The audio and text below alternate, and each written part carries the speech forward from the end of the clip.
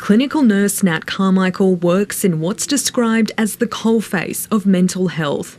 The Psychiatric Emergency Centre is the first port of call for mentally unwell patients at the Royal Brisbane and Women's Hospital. It's an area where we assess the patients who come in crisis to establish the best means of treatment for them. After years of frustration, the 65-year-old is speaking out because he believes the hospital is failing. I believe our patients deserve better. We have patients now who are waiting days on end before they're able to be admitted to the ward. Mr Carmichael says in one case a woman was left waiting 8 days for an inpatient bed.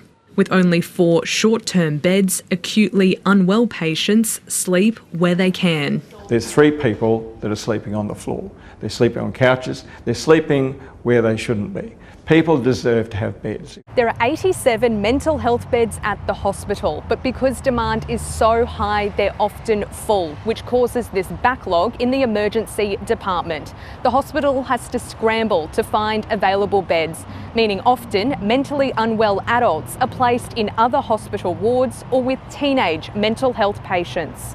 In a statement, Metro North Hospital and Health Service says it understands it is not ideal for patients to have to wait for admission to a bed when demand is extremely high, and alternate bed arrangements may be made at times.